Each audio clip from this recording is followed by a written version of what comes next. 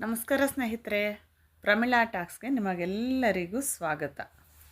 ಸ್ನೇಹಿತರೆ, 2026ರಲ್ಲಿ ಬರುವಂತಹ ಮಹಾಶಿವರಾತ್ರಿ ಹಬ್ಬದ ಬಗ್ಗೆ ಈ ವಿಡಿಯೋ. ಸ್ನೇಹಿತರೆ, ನಮ್ಮ ಹಿಂದೂ ಧರ್ಮದಲ್ಲಿ ಬರುವಂತಹ ಪವಿತ್ರ ಹಬ್ಬಗಳಲ್ಲಿ ಒಂದು ಮಹಾಶಿವರಾತ್ರಿ. ಆ ಕರುಣಾಮಯಿ ಪರಮೇಶ್ವರನಿಗೆ ಮೀಸಲಿಟ್ಟ ಪರ್ವದಿನ ಇದಾಗಿದೆ.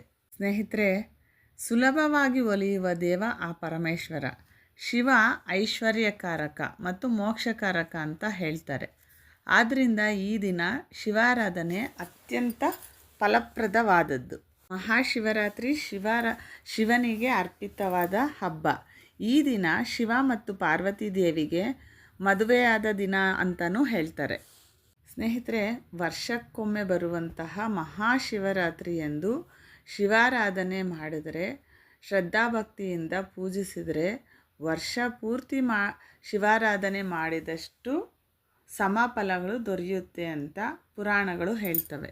ಅಂದರೆ ವರ್ಷ ಪೂರ್ತಿ ಶಿವಾರಾಧನೆ ಮಾಡಬಾರ್ದು ಅಂತಲ್ಲ, ಮಹಾಶಿವರಾತ್ರಿ ದಿನ ಶಿವನ ಧ್ಯಾನ ಮಾಡಿದರೆ, ಶಿವಾರಾಧನೆ ಮಾಡಿದರೆ ದುಪ್ಪಟ್ಟು ಫಲಗಳು ನಮ್ಮದಾಗುತ್ತೆ ಅಂತ ಅರ್ಥ. ಸ್ನೇಹಿತರೆ, ಶಿವರಾತ್ರಿಯ ದಿನ ನಾವು ಮುಖ್ಯವಾಗಿ 3 ಆಚರಿಸಬೇಕು. ಯಾವುದ್ಯಾವುದಪ್ಪ ಅಂದರೆ, 1 ಉಪವಾಸ, 2 ಜಾಗರಣೆ, 3 ಶಿವನಾಮ ಸ್ಮರಣೆ. ಈ 3 ಆಚರಿಸಿದರೆ ನಮ್ಮ ಸಕಲ ಪಾಪಗಳು ತೊಲಗಿ ಹೋಗ್ತವೆ. ಸ್ನೇಹಿತರೆ, ಮಹಾಶಿವರಾತ್ರಿ ಪ್ರತಿ ವರ್ಷ ಮಾಘ ಬಹುಳ ಚತುರ್ದಶಿ ಎಂದು ಬರುತ್ತೆ. 2026ರಲ್ಲಿ ಈ ಮಹಾಶಿವರಾತ್ರಿ ಯಾವತ್ತು ಬಂದಿದೆ ಅಪ್ಪ ಅಂದರೆ, ಫೆಬ್ರವರಿ 15ನೇ ತಾರೀಕು ಭಾನುವಾರ ಬಂದಿದೆ. ಮಾಘ ಕೃಷ್ಣ ಚತುರ್ದಶಿಯಂದು ಮಹಾಶಿವರಾತ್ರಿಯನ್ನು ಆಚರಿಸ್ತೀವಿ. ಈ ಮಾಘ ಕೃಷ್ಣ ಚತುರ್ದಶಿ ಫೆಬ್ರವರಿ 15ನೇ ತಾರೀಕು ಪ್ರಾರಂಭವಾಗಿದೆ. ಚತುರ್ದಶಿ ತಿಥಿ ಫೆಬ್ರವರಿ 15 ಭಾನುವಾರ ಸಂಜೆ 5:04 ಫೆಬ್ರವರಿ 16ನೇ ತಾರೀಕು ಸೋಮವಾರ ಸಂಜೆ 5:34 ಅಂತ್ಯವಾಗುತ್ತೆ. ಹೆಚ್ಚಿನ ಚತುರ್ದಶಿ ತಿಥಿ ಇರೋದು 16ನೇ ತಾರೀಕು ಸೋಮವಾರ. ಹಾಗೆಯೇ ಸೂರ್ಯೋದಯಕ್ಕೆ ಚತುರ್ದಶಿ ತಿಥಿ ಇರೋದು ಕೂಡ 16ನೇ ತಾರೀಕೆ. ಆದರೂ ನಾವು 15ನೇ ತಾರೀಕೆ ಮಹಾಶಿವರಾತ್ರಿಯನ್ನು ಆಚರಿಸಬೇಕು. ಯಾಕಪ್ಪ ಅಂದರೆ, ಮಹಾಶಿವರಾತ್ರಿ ಹಬ್ಬ ಬೆಳಗ್ಗೆ ಆಚರಿಸುವ ಹಬ್ಬ ಅಲ್ಲ, ರಾತ್ರಿ ಸಮಯದಲ್ಲಿ ಆಚರಿಸುವ ಹಬ್ಬ. ಯಾಕೆ ಅಂದರೆ ಸ್ನೇಹಿತರೆ, ಶಿವರಾತ್ರಿ ಹೆಸರಲ್ಲೇ ರಾತ್ರಿ ಇದೆ. ಅಂದರೆ ಶಿವರಾತ್ರಿಯನ್ನು ರಾತ್ರಿಯಲ್ಲಿ ಆಚರಿಸಬೇಕು. ಶಿವರಾತ್ರಿಯನ್ನು ರಾತ್ರಿಯಲ್ಲಿ ಆಚರಿಸಬೇಕಾಗಿರೋದ್ರಿಂದ ಚತುರ್ದಶಿ ತಿಥಿ ಸಾಯಂಕಾಲ ಯಾವ ದಿನಾಂಕದಂದು ಬಂದಿರುತ್ತೋ ಆ ದಿನ ನಾವು ಚತುರ್ದಶಿಯನ್ನು ಆಚರಿಸಬೇಕಾಗಿರೋದ್ರಿಂದ ಫೆಬ್ರವರಿ 15ನೇ ತಾರೀಕೆ ಶಿವರಾತ್ರಿಯನ್ನು ಆಚರಿಸಬೇಕು.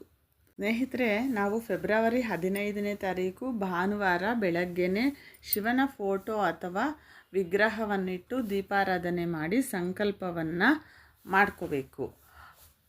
ಭಾನುವಾರ ಬೆಳಗ್ಗೆಯಿಂದನೇ ಉಪವಾಸವನ್ನು ಆಚರಿಸಿ ಶಿವನಾಮ ಸ್ಮರಣೆಯನ್ನು ಮಾಡಬೇಕು. ಬೆಳಗ್ಗೆ ಶಿವನಿಗೆ ದೀಪವನ್ನು ಹಚ್ಚಿ ಸಂಕಲ್ಪ ಅಷ್ಟೇ ಮಾಡ್ಕೋಬೇಕು. ಮಹಾಶಿವರಾತ್ರಿಯಂದು ಪ್ರದೋಷ ಕಾಲದ ಪೂಜೆಗೆ ಹೆಚ್ಚಿನ ಪ್ರಾಧಾನ್ಯತೆ ಇದೆ ಸ್ನೇಹಿತರೆ. ಅಂದರೆ ಸಾಯಂಕಾಲ ಪ್ರದೋಷ ಕಾಲದಲ್ಲಿ ನೀವು ಶಿವ ಪೂಜೆಯನ್ನು ಮಾಡ್ಕೋಬೇಕಾಗುತ್ತೆ. ಫೆಬ್ರವರಿ 15ನೇ ತಾರೀಕು ಸಂಜೆ 6:20 ಪ್ರದೋಷ ಸಮಯ ಪ್ರಾರಂಭವಾಗುತ್ತೆ ಸ್ನೇಹಿತರೆ. ಈ ಸಮಯದಲ್ಲಿ ನೀವು ಶಿವಾಭಿಷೇಕ ಮತ್ತು ಶಿವನ ಅಷ್ಟೋತ್ತರಗಳನ್ನು ಹೇಳ್ಕೊಂಡು ಪೂಜೆಯನ್ನು ಮಾಡ್ಕೋಬೇಕಾಗುತ್ತೆ. ಯಾವ ರೀತಿ ಯಾವ ವಸ್ತುಗಳಿಂದ ಶಿವಾಭಿಷೇಕ ಮಾಡ್ಕೋಬೇಕು, ಯಾವ ಹೂಗಳಿಂದ ಶಿವನನ್ನು ಅರ್ಚಿಸಿಕೊಳ್ಳಬೇಕು, ಯಾವ ದೀಪಗಳನ್ನು ಹಚ್ಚಬೇಕು, ಯಾವ ಮಂತ್ರಗಳನ್ನು ಯಾವ ಅಷ್ಟಕಗಳನ್ನು ಹೇಳ್ಕೋಬೇಕು, ಹೇಗೆ ಜಾಗರಣೆಯನ್ನು ಮಾಡಬೇಕು, ಯಾವ ರೀತಿ ಉಪವಾಸವನ್ನು ವಿರಮಿಸಬೇಕು, ಯಾವ ಸಮಯಕ್ಕೆ ಉಪವಾಸ ಬಿಡಬೇಕು, ಯಾವ ರೀತಿ ನೀವು ಶಿವಾರಾಧನೆ ಮಾಡಿದ್ರೆ ನಿಮ್ಮ ಕಷ್ಟಗಳು ತೊಲಗಿ ಶಿವನ ಕೃಪೆಗೆ ಪಾತ್ರರಾಗ್ತೀರಾ ಅಂತ ನಾಳಿನ ವಿಡಿಯೋದಲ್ಲಿ ಇಡ್ತೀನಿ ಸ್ನೇಹಿತರೆ. ಈ ವಿಡಿಯೋ ನಿಮಗೆ ಇಷ್ಟವಾದರೆ ಲೈಕ್ ಮಾಡಿ, ಶೇರ್ ಮಾಡಿ, ಸಬ್ಸ್ಕ್ರೈಬ್ ಮಾಡಿ.